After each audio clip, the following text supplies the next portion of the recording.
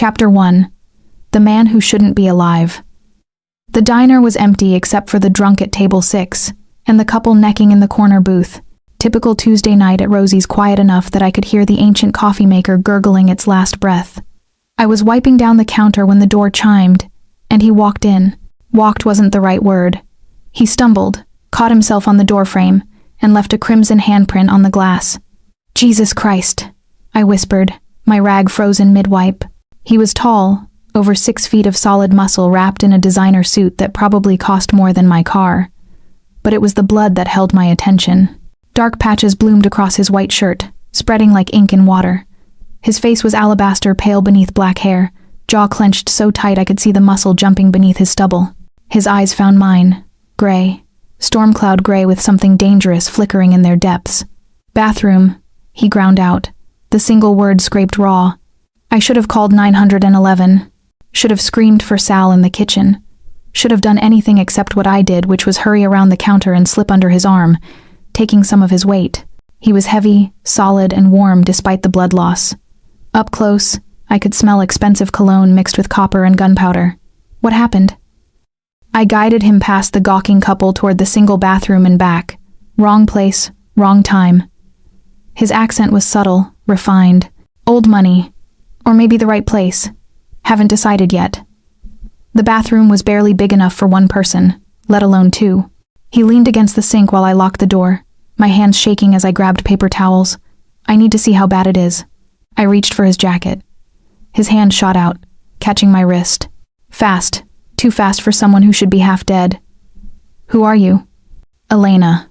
I'm a waitress, and apparently tonight, your field medic." I met his eyes, refusing to flinch. "Unless you'd prefer to bleed. Out in a diner bathroom?" Something that might have been amusement flickered across his face. He released me and shrugged out of his jacket with a hiss of pain. The bullet wound was in his side, just below his ribs. Clean entry, no exit. I'd grown up with 3 brothers and a father who thought hospitals were for quitters. I'd stitched enough hunting accidents to know this was bad but not immediately fatal. "Bullet's still in there," I said, pressing towels against the wound. "You need a hospital." "No hospitals." His voice was granite. "Final. Then you need a doctor." "I have doctors, I just need." He swayed, caught himself. 10 minutes. Then I'll be gone." I looked at the blood soaking through the towels, at his gray face, at the way his pupils were slightly dilated. 10 minutes. He'd be unconscious in 5. "Sal!" I shouted through the door. "I need the first aid kit. Now. And don't ask questions."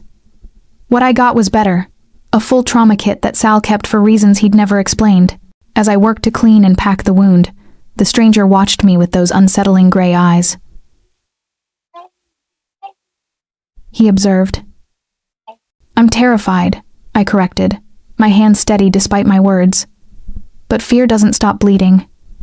He laughed a short, pained sound. "What's your last name, Elena the fearless waitress?" "Rossi." Something changed in his expression. "Italian?" "3rd generation. My grandmother came from Sicily." I finished wrapping the bandage, pulling it tight. "This will hold for a few hours, but..." The bathroom door exploded inward. 3 men in black suits filled the tiny space, guns drawn. I stumbled back against the stranger, who wrapped one arm around my waist, protective or threatening, I couldn't tell. "Mr. Marchetti." The lead man spoke with barely controlled panic. "We've been looking everywhere for you." Marchetti. The name hit me like ice water. Dante Marchetti. Everyone in the city knew that name, even if they pretended not to. The youngest Don, in 50 years. Ruthless, untouchable, dangerous, and I'd just had my hands inside his body. "I see you found me, Luca." Dante's voice was cold now, empty of the warmth it had held moments ago. "Tell me who sold me out." "We're handling it, sir." "That's not what I asked." The temperature in the room dropped 10 degrees. I felt Dante's hand tighten on my hip, his body coiled with deadly intent despite his injury. Valentino Russo's nephew. Luca's jaw clenched. He's been feeding information to the Kozlovs for months. And the nephew's status? Swimming with the fishes by now, I'd imagine. I must have made a sound, some small noise of horror, because Dante's attention shifted back to me. His thumb traced a slow circle against my hip bone through my uniform. "This is Elena," he told his men. She saved my life tonight. His voice dropped, intimate despite the audience. I don't forget debts, Elena Rossi. It sounded like a promise. Or a threat. I was just doing what anyone would do. I managed. No. His gray eyes held mine, and I felt pinned, trapped, seen in a way that made my skin prickle. You weren't. Luca cleared his throat. Sir, we need to move. The Kozlovs. No, I'm hurt. No, I'm vulnerable. Dante finally released me, stepping away with visible effort. They'll be bold tonight. Double the guards at all properties. Nobody sleeps until we find every rat in our organization. He turned back to me, and for just a moment, the dangerous mob boss disappeared, and I saw the man I'd bandaged younger than I'd thought, maybe early 30s, with exhaustion carved into the lines around his eyes. Thank you, he said simply. Then he was gone, swept away by his men and leaving nothing but blood on the white tiles and the memory of his hand on my hip. I stood alone in the destroyed bathroom, my apron stained crimson, and realized two things. First, I'd just saved the most dangerous man in the city. Second, I had the terrifying feeling he wasn't going to let me forget it. Chapter 2. When monsters send flowers. The roses arrived at 6 a.m. 36 blood-red blooms in a crystal vase that probably cost more than my monthly rent. No card, no note. Just flowers and a black town car idling at the curb outside my apartment building. I stared at them through my kitchen window, coffee cup frozen halfway to my lips. I'd barely slept, replaying every moment in that bathroom, the weight of Dante Marchetti against my body, the gray of his eyes, the casual way his man had mentioned murder, like discussing the weather, swimming with the fishes. I'd thrown up twice after my shift ended. My phone buzzed. Unknown number. The roses are bulletproof, but you're not. The car will take you to work. Don't argue. No signature. None needed. I typed back with shaking hands. I can take the bus. The reply was immediate. You can, but you won't. I looked out the window again. The driver stood beside the car now, a mountain of a man in a tailored suit. As I watched, he glanced up at my window and nodded once. I grabbed my purse. The interior of the town car smelled like leather and money. The driver said nothing as he pulled into traffic, and I said nothing back. My hands clasped so tight in my lap that my knuckles went white. We didn't go to the diner. Wrong turn, I said, trying to keep my voice steady. Rosie's is closed for renovations, the driver said. First words he'd spoken. Russian accent. Mr. Marchetti has arranged alternative employment. My blood went cold. I don't want alternative employment. Nevertheless, the car pulled up to a building in the financial district, all glass and steel and old money. The driver opened my door, and I found myself standing on the sidewalk, looking up at 40 stories of intimidation. 20th floor, the driver said. They're expecting you. I should have run. Should have called the cops, my brothers. Someone. Instead, I walked into that gleaming lobby like a lamb to slaughter. The 20th floor was a law office, Kingston and Associates. The receptionist took one look at me in my diner uniform and somehow knew exactly who I was. Miss Rossi, Mr. Kingston is ready for you. James Kingston was 60, distinguished, and terrified. I could see it in the way his hands shook as he gestured me to a chair. You're here about the nursing position, he said. I'm not a nurse. You have first aid training. You're good in a crisis. He slid a contract across his desk. The position is with a private client. Very private. The pay is 4 times what you made at the diner. Insurance, housing, and security included. I didn't touch the contract. What client? Kingston's Adam's apple bobbed. That information is confidential until you sign. It's Dante Marchetti. The lawyer's silence was answer enough. I'm not interested. I stood. Miss Rossi. Kingston's voice cracked. Please, sit down. Something in his tone made me pause. Not authority, fear. He told me, Kingston said quietly, that if you refused, I should tell you this. The Kozlov family knows who treated him. They have eyes everywhere. You're safer in his employ than anywhere else in this city. The floor seemed to tilt beneath my feet. That's a threat. That's a fact. Kingston pushed the contract closer. You have a choice, Miss Rossi. But both options involve Dante Marchetti. In one, you're under his protection. In the other, he trailed off. I thought of the casual mention of murder, of the nephew who'd betrayed them, of the way Dante's men had looked at me not with lust, but with calculation. I was a loose end, a witness, a liability.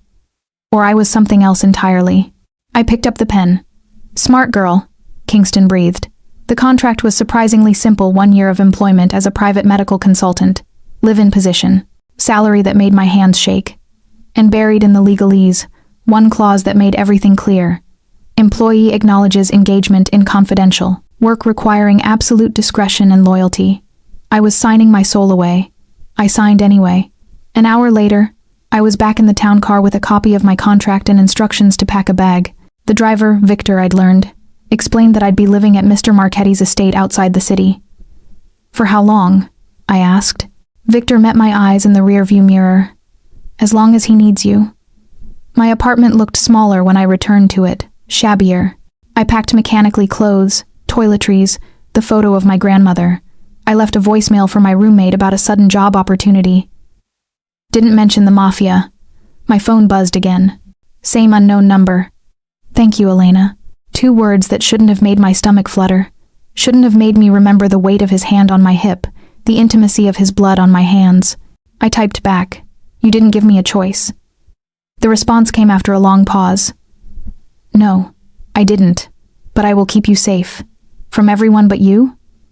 This time the pause was even longer, especially from me. Victor was waiting when I came downstairs with my single duffel bag. He took it without comment, and I climbed back into the car that smelled like my future.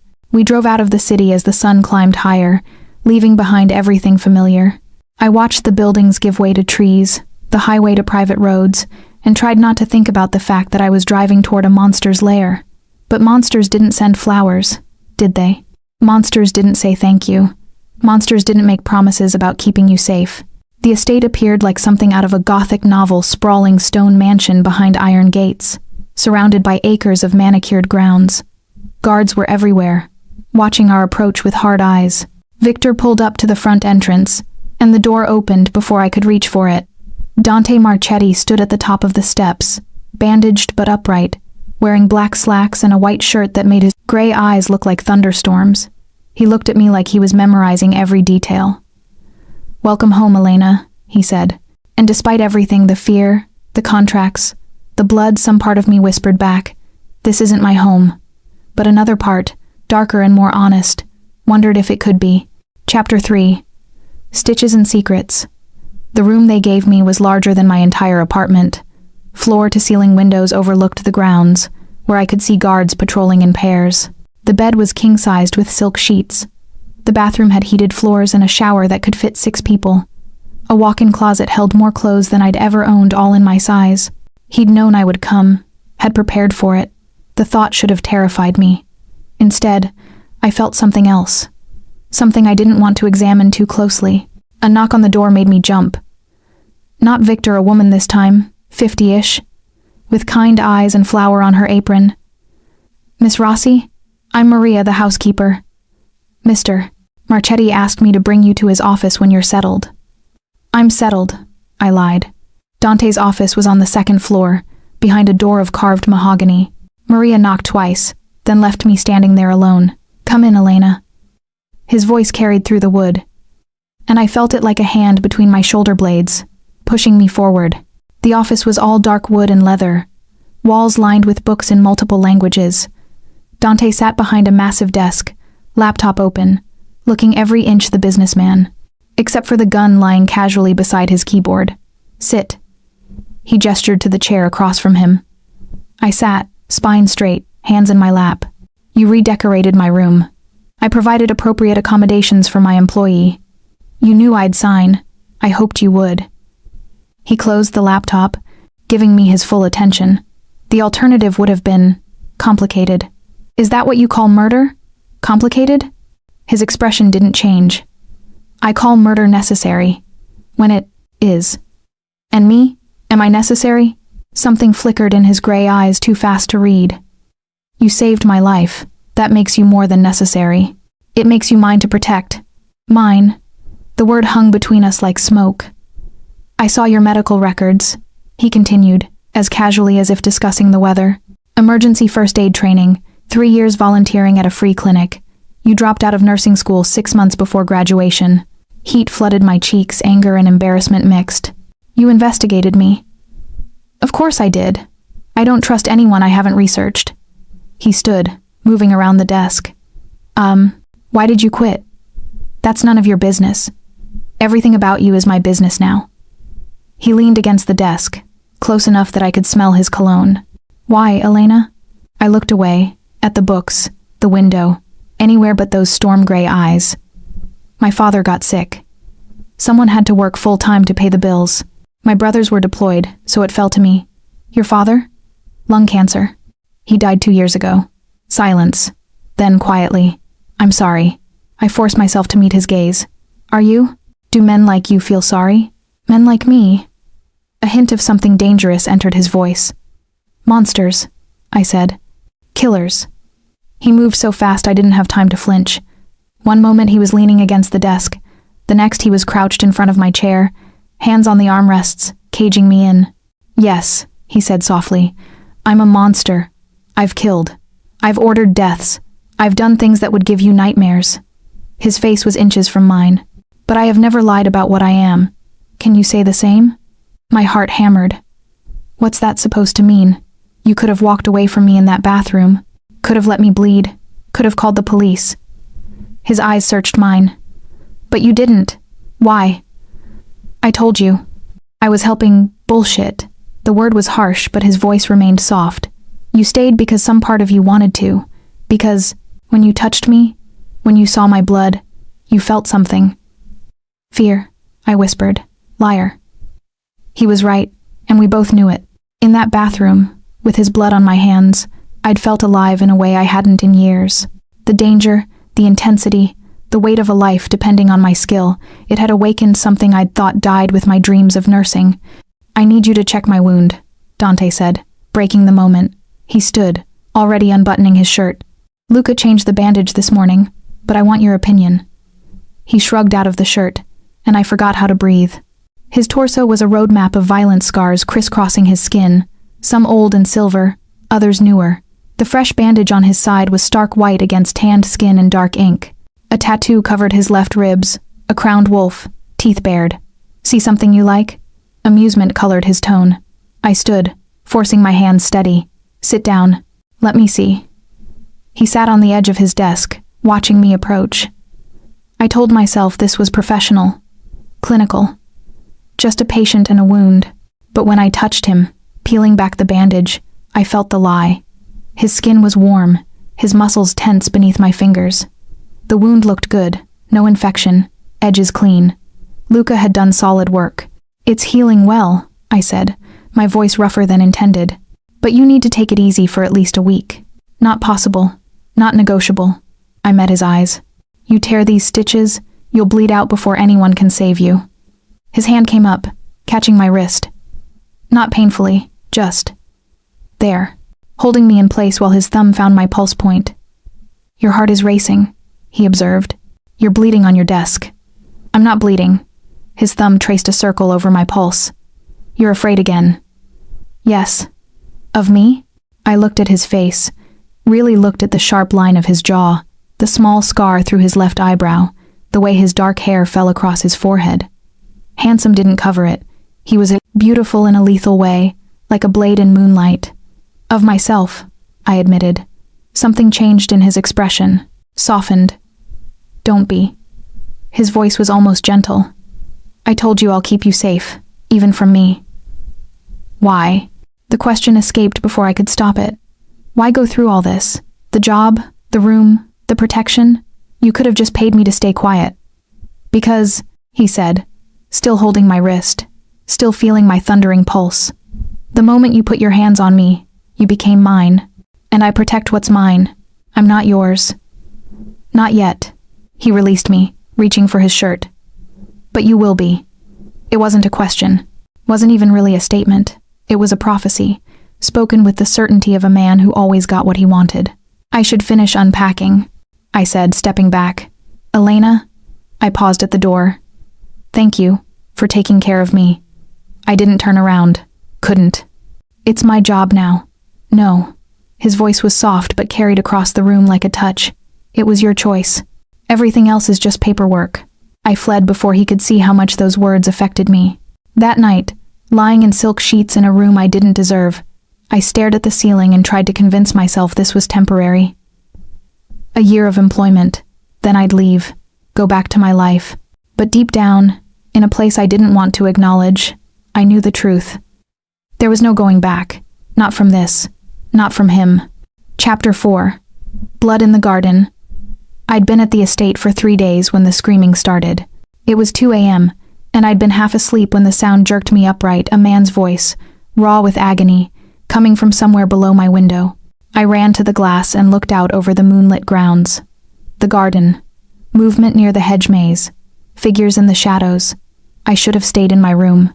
Should have pulled the curtains and pretended I heard nothing. Instead, I grabbed my robe and ran. The house was different at night, darker, more menacing.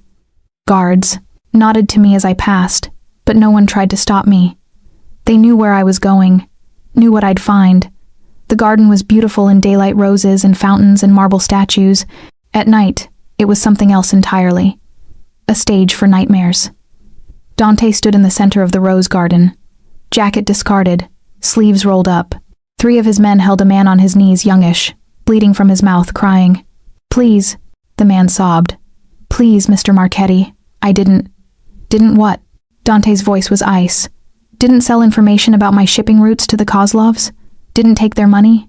Didn't betray the family that's protected you for 5 years? I was desperate. My mother needs. Your mother will receive a pension."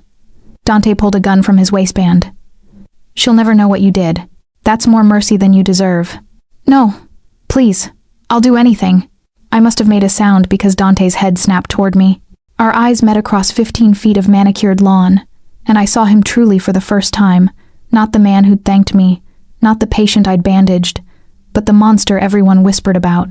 His face was empty of emotion, cold, calculating. "Go back inside, Elena," he said calmly. I couldn't move, couldn't breathe. The man on his knees was sobbing, begging, and all I could think was, he's going to do it. He's going to kill this man while I watch. "Elena, harder now. Inside. Now." "Don't," I heard myself say. "Please don't." Something flickered across Dante's face. "This doesn't concern you. Then why did your men let me through?" I forced my legs to move, walking closer. Why didn't they stop me? Because they're idiots. He didn't look away from me, but his voice carried. "Luca, next time my employee tries to wander into family business, you'll stop her.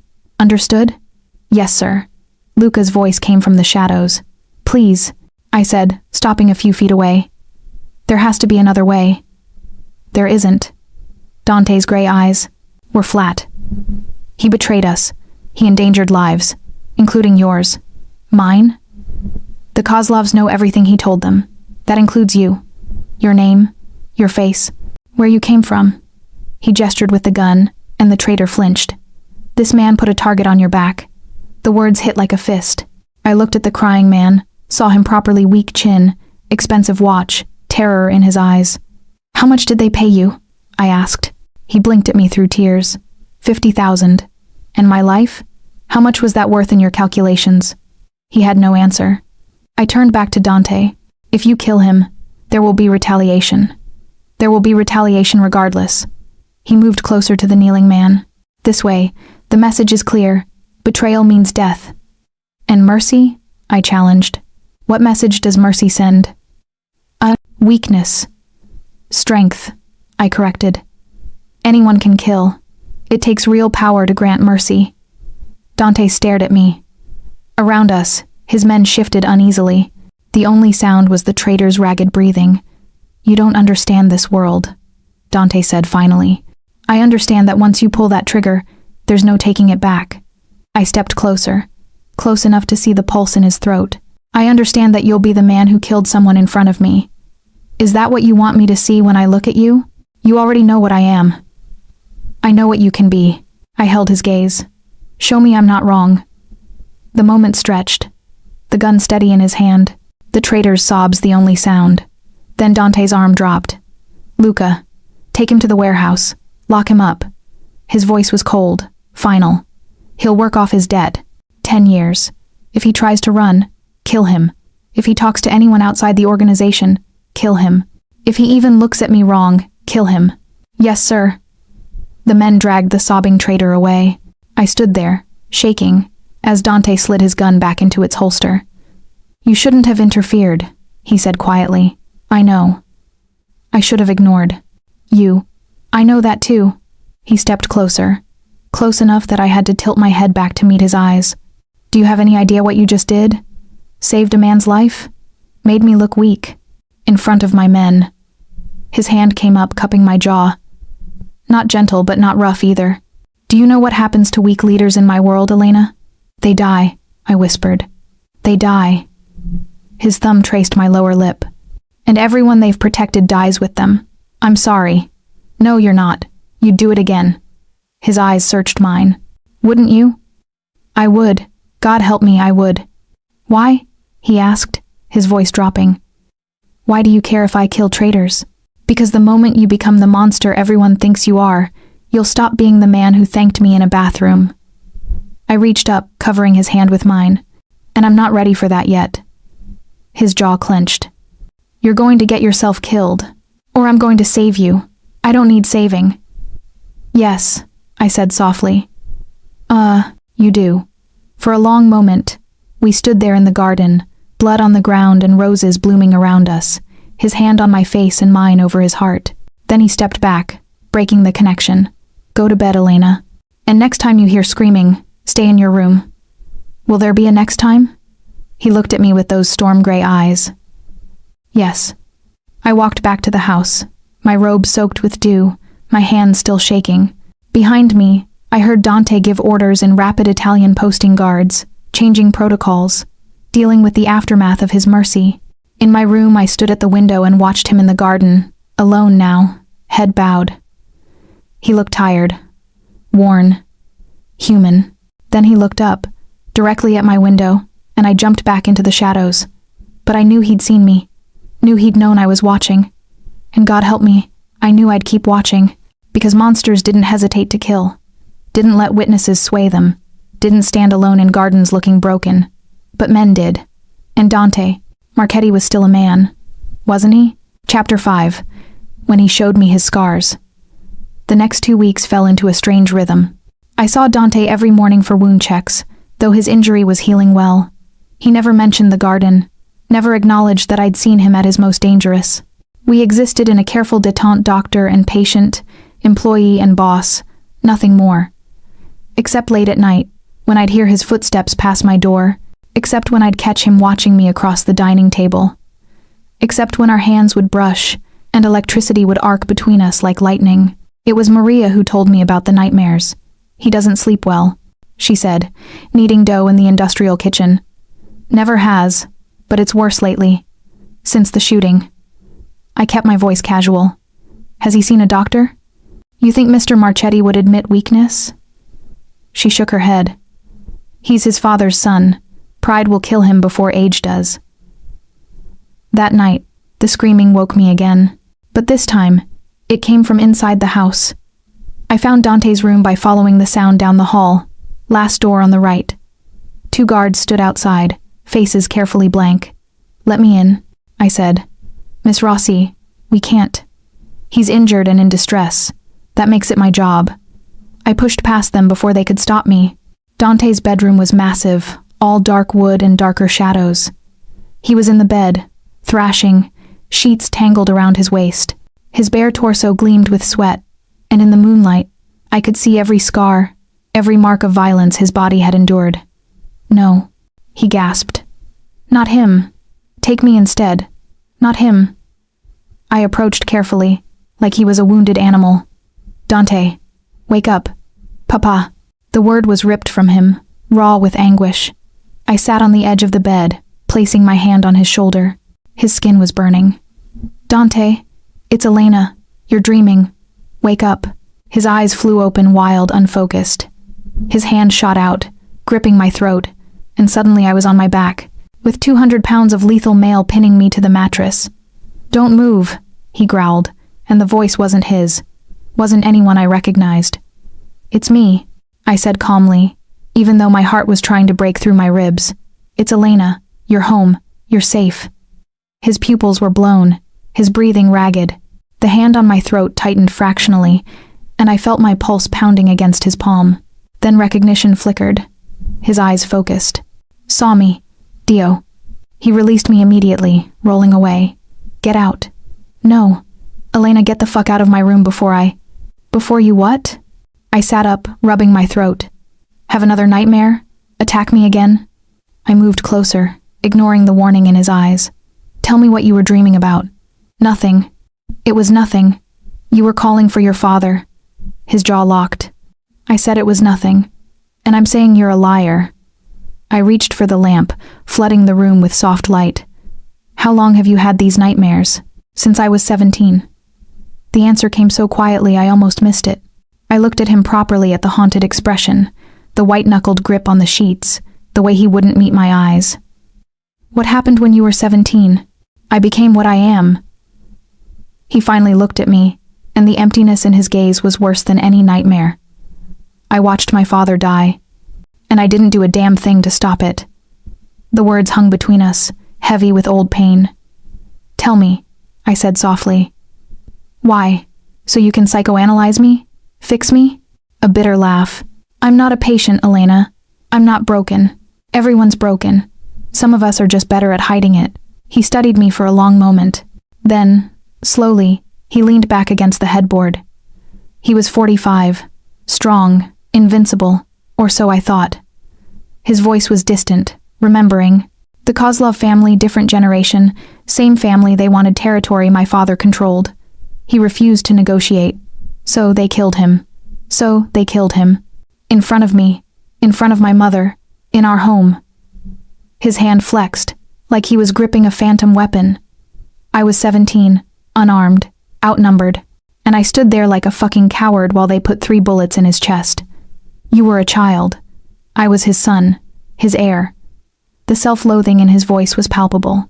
I should have died protecting him. Instead, I lived, and every night, I relive my failure. I thought about the way he'd grabbed my throat, the wild look in his eyes. In your dreams, do you try to save him? Every time. And every time, I'm too slow, too weak, too late. Without thinking, I reached out and took his hand. His fingers were cold despite the warm room, and they trembled slightly before he clenched them into a fist. You know it wasn't your fault, I said. Logically, you know that. Logic doesn't stop the dreams. No. But maybe understanding does. I shifted closer, still holding his hand. You became Dawn at 17. Took over your father's organization. How many people depend on you now? 3,000, give or take. More if you count families. 3,000 people who need you to be strong, to be ruthless, to never show weakness. I squeezed his hand. But strength isn't the same as invincibility, Dante. And showing weakness to the right person isn't the same as being weak. He looked at our joined hands like they were something foreign. And you're the right person? I'm the person who's here. At 2 a.m, after you almost strangled me. I smiled faintly. That has to count for something. You should be terrified of me. I am. I brought his hand to my throat, pressing his palm against the place where my pulse still hammered. Feel that? That's fear. But I'm still here. His fingers spread across my throat, gentle now, reverent, almost. Why? Because you saved me first. In that bathroom, I held his gaze. You could have gone anywhere. Could have called your men. But you came to a diner in the middle of nowhere, and you let me help you. You trusted me when you were at your most vulnerable. That was different. How? Because I didn't know you then. Didn't know how you'd look at me once you learned what I am. And how do I look at you now?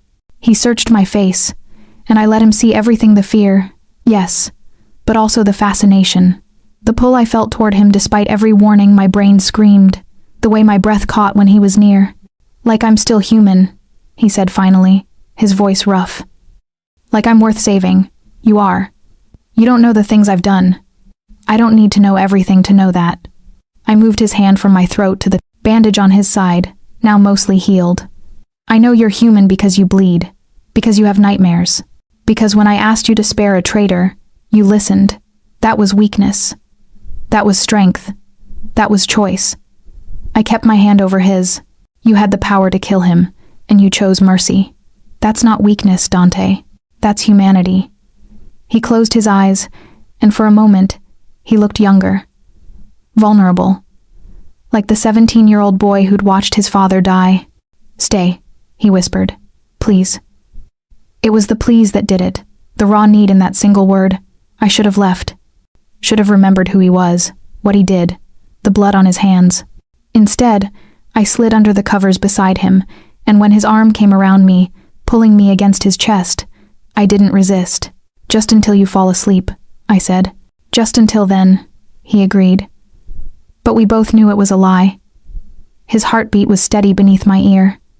His arm was solid around my waist, and despite everything, the danger, the violence, the impossibility of us, I felt safer in a monster's bed than I had anywhere else in years. Elena? His voice was drowsy now, sleep pulling him under. Thank you. For not running. I pressed my palm over his heart, feeling it beat strong and sure. Thank you for giving me a reason to stay. He fell asleep holding me, his breathing evening out, his grip loosening but never releasing. I lay there in the darkness, listening to the wind against the windows, and tried to figure out when I'd stopped being his prisoner. When I'd started being his sanctuary. As dawn painted the sky pink, I carefully extracted myself from his embrace. He stirred but didn't wake, and I stood for a moment looking down at him, at the dangerous, broken man who'd somehow become important to me. What are you doing to me? I whispered, but I knew the answer.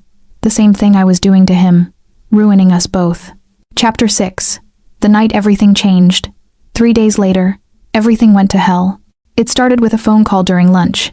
Dante's face went hard as granite as he listened, his knuckles white around the phone. When? A pause. How many? Another pause. Longer. Burn it. Burn everything. Leave no trace. He ended the call and stood, already moving toward his office. Luca. Victor. With me. Now. I caught his arm. What happened? The Kozlovs hit one of our warehouses. Killed 3 of our men. His eyes were arctic. This is war, Elena. Go to your room. Don't leave until I tell you it's safe. Dante. That wasn't a request. He pulled away, and I watched him disappear with his men, the door slamming behind them. The house transformed. Guards appeared everywhere, armed with more than handguns now. Assault rifles, tactical gear. The staff moved with quiet efficiency, securing doors and windows. Maria found me in the hallway. Come, Miss Rossi, to the safe room. The what? Mr. Marchetti's orders. All non-essential personnel to the safe room until this is resolved. The safe room was in the basement, reinforced walls. Multiple locks. Enough supplies for a week. 6 other staff members were already there, silent and scared. I lasted an hour before I couldn't stand it anymore. Where are you going? Maria called as I opened the door. To do my job. I grabbed the medical kit from the corner. If there's fighting, there will be injuries. Miss Rossi, you can't, but I was already gone. I found the war room on the 1st floor, a command center I'd never seen before, filled with monitors, maps, and enough weapons to arm a small country. Dante stood at the center, directing his men like a general. Hit them at the docks. Simultaneously, we end this tonight. He saw me and his expression darkened. What the hell are you doing here? Someone's going to get hurt. I should be ready. You should be safe. I'm safer here. With you. I met his glare with calm. You can't protect me from the basement, Dante. Luca cleared his throat. Sir, we need to move. The window is closing. Dante's jaw worked, but he nodded. Fine, but you stay behind the lines, understood?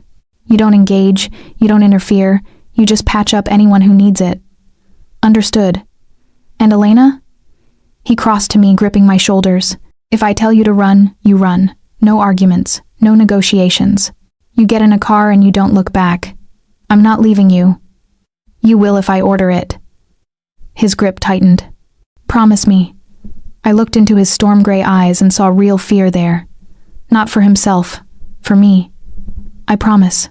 I lied. The convoy left at midnight, 10 black SUVs, armed men in each. I rode with Dante, Victor driving, Luca in the passenger seat. The medical kit sat heavy on my lap. The Kozlov family has been a thorn in our side for 30 years, Dante said, loading his gun with practiced efficiency. They think because I'm young I'm weak. Think they can take what my father built. He slammed the magazine home. Tonight, I teach them otherwise. How many men will they have? I asked. At the docks? 50, maybe 60. And we have? Enough. The docks were dark and industrial, all rusted metal and empty warehouses. Our convoy parked a block away, and Dante's men spread out with military precision. Stay in the car, Dante ordered. Victor stays with you. If anything goes wrong, I know. I run. He cupped my face, his thumb tracing my cheekbone. I'm coming back to you. Understand? You better. Then he was gone, swallowed by the night. The waiting was torture. I sat in the dark SUV, listening to Victor's breathing, straining to hear anything over the pounding of my own heart. 5 minutes, 10, 15, then the world exploded. Gunfire erupted like thunder, rapid, overlapping, endless. Victor's radio crackled with shouts in Italian and Russian. I gripped the medical kit, ready to dollar. The windshield shattered. Victor slumped forward, blood blooming across his chest. I screamed, diving for cover as more bullets tore through the vehicle. The back door flew open, and hands grabbed me, dragging me out onto the pavement. Pretty thing, a voice sneered. Russian accent. Marchetti's whore, yes? I kicked, clawed, fought, got a knee in my stomach for my trouble. The world tilted, and I was being dragged toward a black van, 2 men holding me, a third covering their retreat. Through my panic, I heard Dante's voice, roaring my name.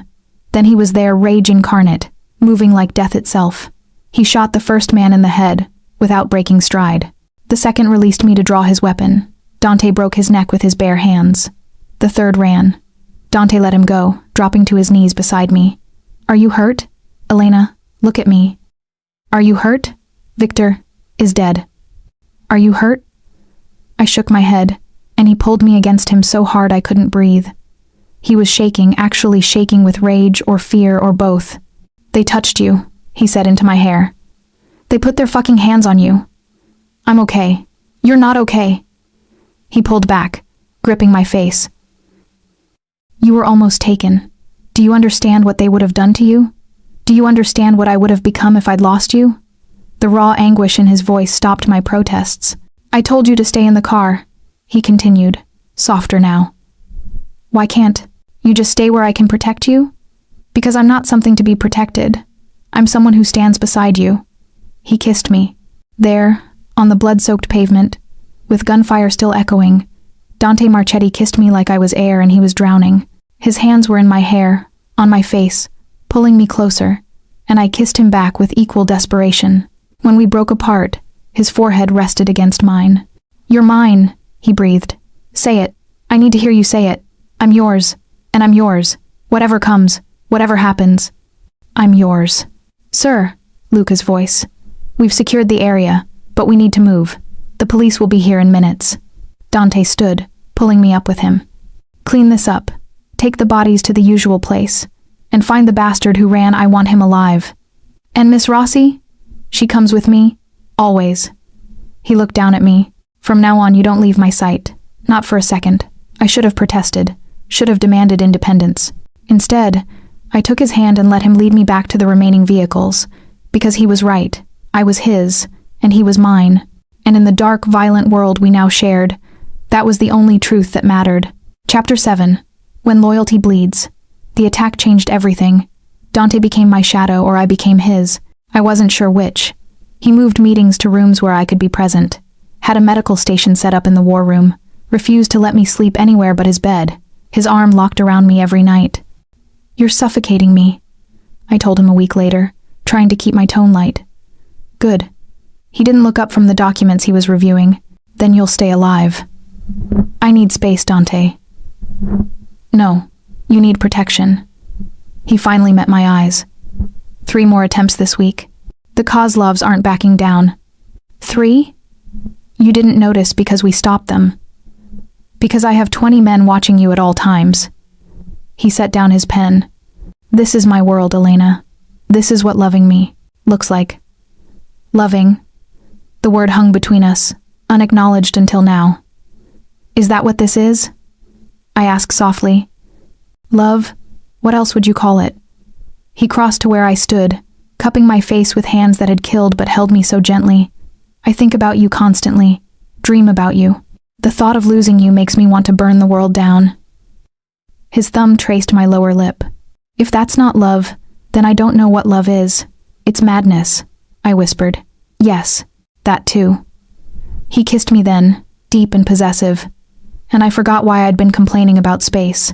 Forgot everything except the taste of him, the feel of his hands on my body, the way he made me feel cherished and consumed all at once. The door burst open. Sir. Luca, out of breath. We have a problem. Dante pulled away from me reluctantly. What kind of problem? It's your sister. She's here. I felt Dante tense. Christina? Here? Now? Drove through the front gate 5 minutes ago.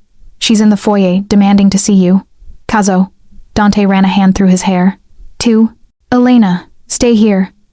No chance. I followed him out of the office. Christina Marchetti was standing in the marble foyer like she owned it, which, I supposed, she once had. She was beautiful, early 20s, with her brother's dark hair and gray eyes, designer clothes, expensive jewelry, and an expression that could freeze flames. Dante. Her voice was ice. We need to talk. Christina, what are you doing here? What am I? Are you serious right now? She laughed, bitter. You've been dodging my calls for 3 weeks. You missed my birthday. And now I hear through the grapevine that you're at war with the Kozlovs? She stepped closer. What the hell are you thinking? I'm thinking I'm doing my job. Your job is to keep this family safe. Not start wars. We can't win. We can win. His voice was granite. We will win. At what cost? She gestured around the fortified mansion. Look at this place. It's a prison. You're a prisoner, Dante. When was the last time you left the grounds? When was the last time you did anything that didn't involve blood and death? That's the life I chose. No, that's the life that was forced on you when Papa died. Her voice cracked. You were 17. You should have gone to college. Had a normal life. But instead, you became this monster? I supplied quietly. Christina's gaze snapped to me, noticing me for the first time. Who the hell are you? Elena Rossi. I work for your brother. Her eyes narrowed, flicking between us. Work for him. Right. Is that what we're calling it? Christina. Dante's voice held warning. How long? She demanded. How long have you been sleeping with her? That's none of your business. It's absolutely my business. You're my brother. My only family. She turned to me. Do you have any idea what you're getting into? What he is? Yes, I said calmly. I do. Really? Do you know he killed his first man at 17? That he's personally executed over 50 people? That the FBI has a file on him 3 inches thick? I know he has nightmares about your father. I know he carries the weight of 3,000 lives on his shoulders. I know he's the most loyal, protective man I've ever met. I stepped forward, and I know he loves you, which is why he's not telling you to leave. Christina stared at me. Then, slowly, she laughed. Oh, Dante, you really stepped in it this time, didn't you? Christina, she's in love with you too. I can see it all over her face. She shook her head. You always were all or nothing. An explosion rocked the house. Dante moved instantly, shoving both Christina and me behind him. Luca. Report, car bomb at the south gate. Luca's voice crackled over the radio. 3 casualties, unknown number of hostiles incoming. Get them to the safe room, Dante ordered, already moving. Now. I'm not going, I started. Yes, you are. He gripped my shoulders. They knew Christina. It was here. This is a coordinated attack. I need you safe. Please, Elena. Please. The please broke me. Okay. I'll come back for you. I swear. He kissed me hard and fast, then ran toward the sound of gunfire. Christina grabbed my arm. Come on. He's right, we need to move. We ran through chaos, guards shouting, guns firing, alarms blaring. Christina moved like she'd done this before, pulling me through corridors I didn't know existed.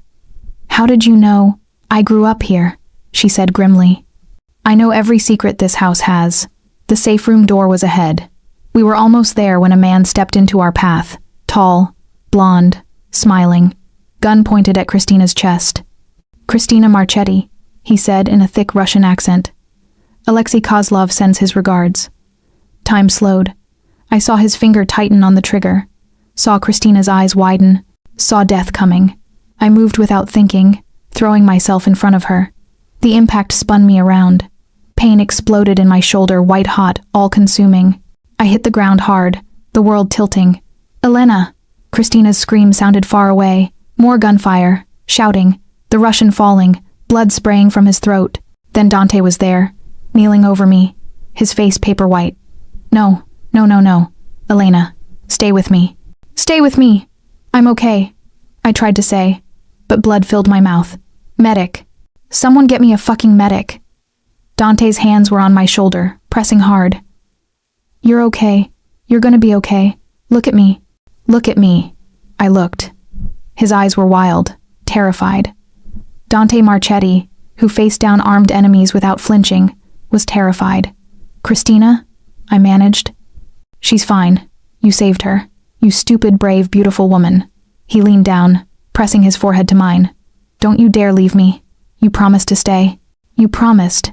Not. Leaving, I whispered. Yours, remember? Mine. Yes, mine. His voice broke. And I need you. Do you hear me? I need you to stay. The world was getting hazy, dark at the edges, but I could still feel his hands on me, still hear his voice, begging me not to go. So I held on. For him, I held on. Chapter 8. The Devil's Bargain. I woke to the smell of antiseptic and the sound of machines beeping. Hospital. I was in a hospital. Private room. Expensive equipment. Dante slumped in the chair beside my bed. He looked terrible, unshaven, hollow-eyed, still wearing the blood-stained shirt from the attack. My blood, I realized. Hey, I croaked. His head snapped up, and the relief that flooded his face was almost painful to witness. Elena, thank God. Thank fucking God. He was at my side instantly, his hand cradling my face. How do you feel? Like I got shot. A shaky laugh. The bullet went through. Clean entry and exit. You're lucky 2 inches lower and it would have hit your lung. How long was I out? 18 hours. Longest 18 hours of my life. He pressed his lips to my forehead. Don't ever do that again. Take a bullet for your sister? Take a bullet for anyone, even me. He pulled back, and his expression was anguished. Do you understand what it did to me? Seeing you like that? Seeing your blood? Now you know how I felt in that bathroom. This is different. Why? Because you love me? The machines beeped in the silence. Dante's thumb traced circles on my palm. Yes, he said finally. Because I love you. Because the thought of this world without you in it is unbearable. He brought my hand to his lips. I've been making decisions while you were unconscious. Important ones. Something in his tone made my chest tighten. What decisions? I'm ending this. The war with the Kozlovs, the vendetta, all of it. I must have misheard. You're what? I'm arranging a meeting. A truce. Whatever territory they want, they can have it. Whatever money, weapons, influence, it's theirs. Dante, you can't. I can. He stood abruptly, pacing. I can and I will. Because this? He gestured at me in the hospital. Bed. This is unacceptable. You nearly died because of my pride. Because I couldn't let go of a 30-year-old grudge. It's not just pride. They killed your father. And I've killed dozens of theirs. When does it end, Elena? How many more people have to die? He stopped at the window, his back to me. How many more people I love have to bleed before I admit this life isn't worth it? What are you saying? He turned, and I saw it in his eyes, decision. Final and absolute. I'm saying I'm done. After we broker peace with the Kozlovs, I'm stepping down. Retiring. I'll hand the organization to Luca. He's capable, loyal. He'll do well. And then what? And then you and I disappear. New names, new city, new life. He crossed back to the bed, taking my hand. I'll buy you a house by the ocean. You can go back to nursing school. I don't know. Learn to cook, garden, be normal. It was everything I should want. Safety, freedom, a future outside this violent world. So why did it feel wrong? You'd hate it, I said quietly. I'd hate losing you more. Dante, you can't just walk away from 3,000 people who depend on you. Watch me. And what about Christina? What about your family legacy? Your father's memory? His jaw clenched. My father's memory is why I'm in this mess. He taught me that power mattered more than anything, that you never showed weakness, never backed down, never compromised. He sat on the edge of the bed. And look where that got him. Dead at 45, murdered in front of his family. So you'll dishonor his memory by abandoning everything he built? I'll honor him by choosing to live. By choosing you. He cupped my face.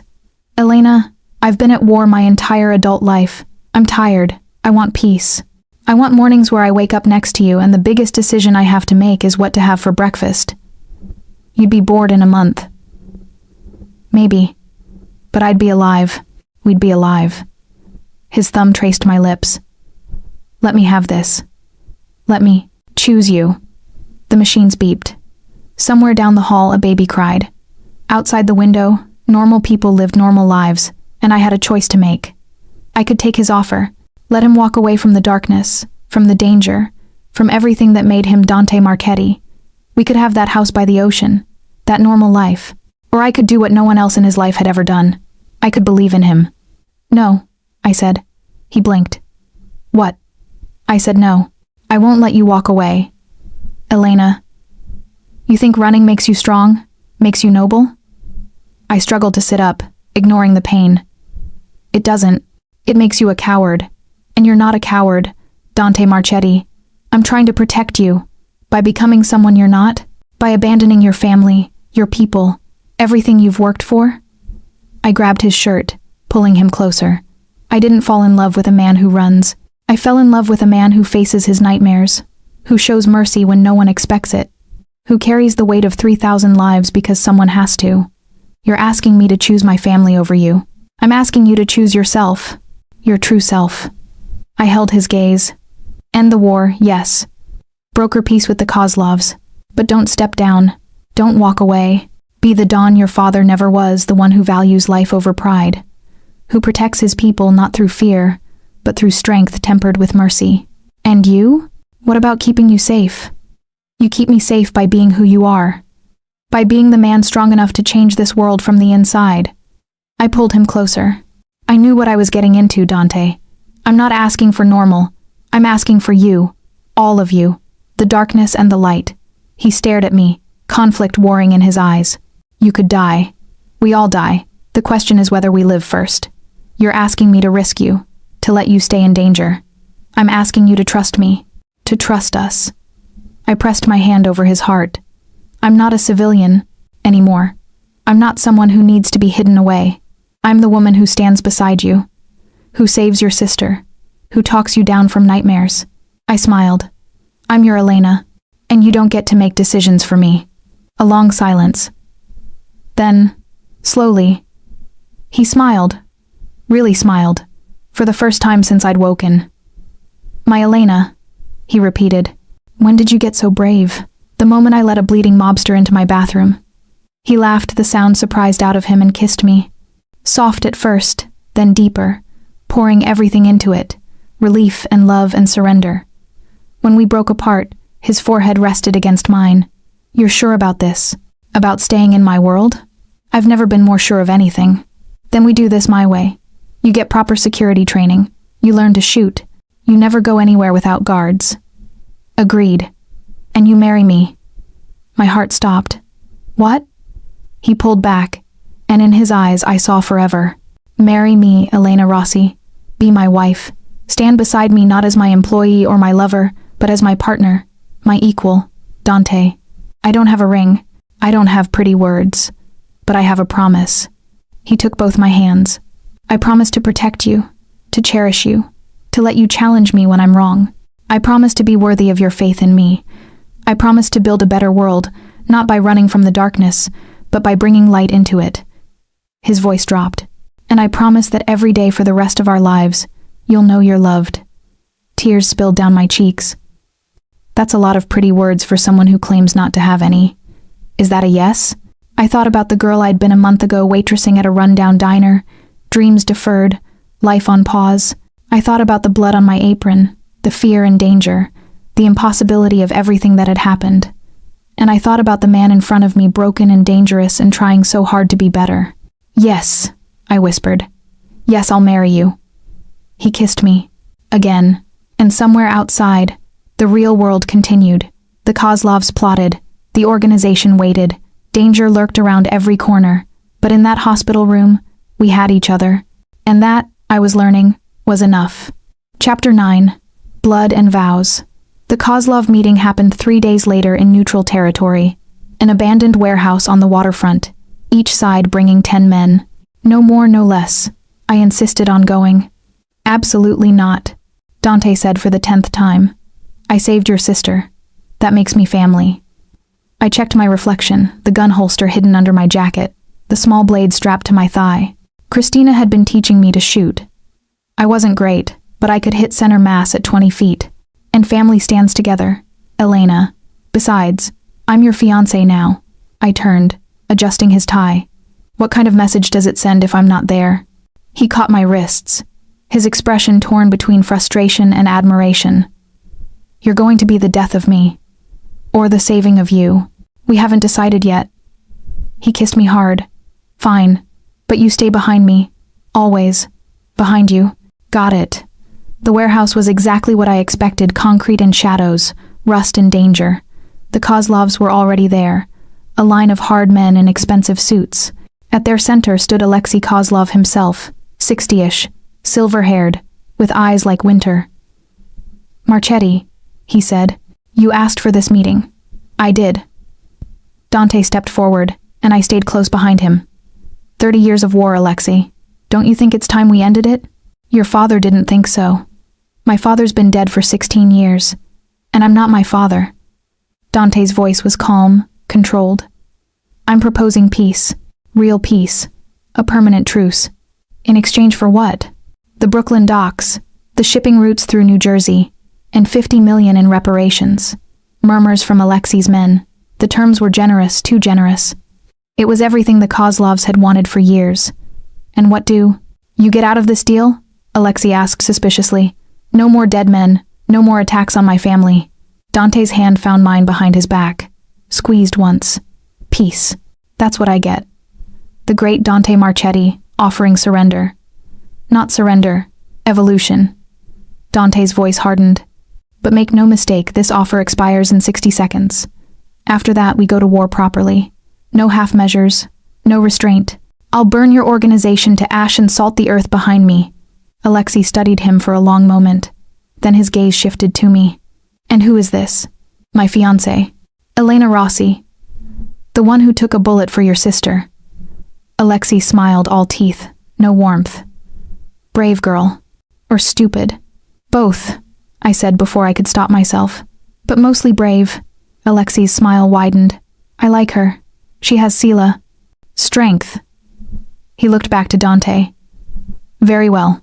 I accept your terms. The war ends today. Just like that? Just like that. Alexei stepped forward, extending his hand. My grandfather wronged your father. Your father wronged my father. We've both lost too many good men to this vendetta. Time for new blood to break old cycles. Dante took his hand, and I watched history shift. One condition, Alexei said, still gripping Dante's hand. The girl. She stays with you, yes? Yes. Good. Because if she ever needs sanctuary, if you ever turn into the monster your father was, she has a place with us. She saved Christina. That makes her Pacan. Family. He released Dante's hand. Do right by her, Marchetti, or I'll finish what we started here today. It wasn't quite a threat, more a promise. Strange, coming from an enemy becoming an ally. We left the warehouse an hour later with signed agreements and tentative peace. In the car, Dante pulled me against him, his hands shaking slightly. It's done, he said into my hair. It's really done. You did it. You ended a 30-year war. We did it. If you hadn't taken that bullet, if you hadn't made me see that running, wasn't the answer. He pulled back, cupping my face. You changed everything, Elena. You changed me. I didn't change you. I just reminded you who you already were. Who I want to be, you mean? No. I kissed him softly. Who you are when you let yourself breathe. When you remember you're human. Chapter 10. Monsters and Men. The wedding happened 4 weeks later. Not some massive society event, just family and close associates in the estate's rose garden. The same garden where I'd watched Dante almost kill a man, where I'd learned that monsters could show mercy. Christina walked me down the aisle, her arm linked through mine. "You know," she whispered, "I hated you at first. I know, but you're exactly what he needs. Someone who isn't afraid to challenge him, to keep him human." She squeezed my hand. "Thank you. For saving me. For saving him. Thank you for teaching me to shoot." She laughed. "You're still terrible at it. Practice makes perfect." Dante waited at the altar in a black suit, Luca beside him as best man. But when he saw me, everything else disappeared. His eyes went soft, vulnerable in a way I'd only seen in our darkest moments. I walked to him through roses and guards, and the weight of everything we'd survived. The priest carefully vetted and generously paid cleared his throat. "We are gathered here today." I barely heard the ceremony, too focused on Dante's hands holding mine. On the way, his thumb traced circles over my pulse point, on the promise in his eyes. "I, Dante Alessandro Marchetti, take you, Elena Marie Rossi, to be my wife, to have and to hold from this day forward, for better or for worse, for richer or for poorer, in sickness and in health, until death do us part." His voice never wavered, never hesitated. My turn. "I, Elena Marie Rossi, take you, Dante Alessandro Marchetti, to be my husband, to challenge when you're wrong, to support when you're right, to stand beside you in the darkness and remind you of the light. Through blood and danger, through nightmares and peace, through everything this life throws at us, I'm yours. Until death, and maybe even after that." Not the traditional vows, but nothing about us was traditional. Dante's eyes shone with unshed tears. "You improvised. Someone taught me that breaking the rules can be the right choice. You may kiss the bride," the priest said, clearly eager to finish and leave this dangerous place. Dante pulled me close, his hand sliding into my hair. "Mrs. Marchetti," he murmured against my lips. "Mine. Yours," I agreed. "And you're mine." The kiss was deep, claiming, full of promises both sweet and dark. Around us, his men cheered rough, dangerous men who'd seen us both bleed, who'd watched us fall in love in the middle of a war. When we broke apart, Dante pressed his forehead to mine. "Thank you," he whispered, so only I could hear. "For choosing me, for choosing this life. Thank you for letting me." The reception was controlled chaos, too much wine, too much food, too many toasts that walked the line between heartfelt and threatening. Alexei Kozlov sent a gift, an antique Russian samovar, and a note that read, "To peace, and to the woman who made it possible." As the sun set, Dante pulled me away from the crowd, leading me through the garden to a bench hidden among the roses. "I need to tell you something," he said, suddenly serious. My stomach clenched. "That sounds ominous." "Not ominous, just true." He took my hands. "This peace with the Kozlovs, it's fragile. There will be people in my organization who don't like it, who think I've gone soft. Have you? Maybe. For you." He smiled faintly. "But I need you to understand the danger doesn't end. It never really ends. There will always be someone looking to take what we have. Someone who sees you as my weakness. I know. And I need you to promise me something." His grip tightened. "If it ever comes down to a choice, the organization or you run. You take whatever money you need and you disappear. You don't look back. Dante, promise me, Elena. Please." I looked at this man who'd changed my entire life, who'd pulled me into darkness but shown me that darkness could have light, who'd killed to protect me and made peace to save me. "I promise," I said. "If it comes to that choice, I'll run." I cupped his face. But I also promised to fight like hell to make sure it never comes to that. He pulled me onto his lap, holding me close. Around us, roses bloomed blood red in the fading light. Guards patrolled the perimeter. Music and laughter drifted from the reception. "Tell me something," I said softly. "Do you regret it? Any of it?" "Which part?" "Walking into that diner, letting me help you, bringing me into your world." He was quiet for a long moment, his hand tracing patterns on my back. "I regret that you got hurt, that you've seen violence, that I've brought danger to your door." He tilted my chin up. "But regret knowing you, loving you? Never. Not for a second. Even though I made you show mercy, made you choose peace? Especially because of that." He kissed me softly. "You made me better, Elena. You made me the man I always wanted to be but didn't know how. You were always that man. You just needed someone to see it. My Elena. He buried his face in my hair. What did I do to deserve you? You bled in a diner bathroom and trusted a waitress to save you. He laughed, the sound free and genuine. Best decision I ever made. We sat there as darkness fell, wrapped around each other, listening to the party continue without us. And I thought about the girl I'd been scared, stuck, dreams abandoned. I thought about the monster I'd met, bleeding and dangerous. I thought about how sometimes the scariest thing we can do is let ourselves be saved, and how sometimes saving others is how we save ourselves. Dante? I said softly. Thank you. For the roses, for the job, for seeing me when I was invisible. He pulled back, his gray eyes luminous in the moonlight. Elena, I was dying when I walked into your diner, not just from the bullet, from everything, from the weight of who I was, what I'd become. His hand cupped my face. And then you touched me, saved me, looked at me like I was worth saving. His voice dropped. You didn't make me visible, Amor. You made me human again. Tears spilled down my cheeks, and he kissed them away. Come on, he said, standing and pulling me up with him. Let's go back to our wedding. Dance with me, Mrs. Marchetti. One dance, I agreed. Then you're taking me upstairs and showing me exactly how human you can be. His eyes darkened with heat and promise. Is that an order?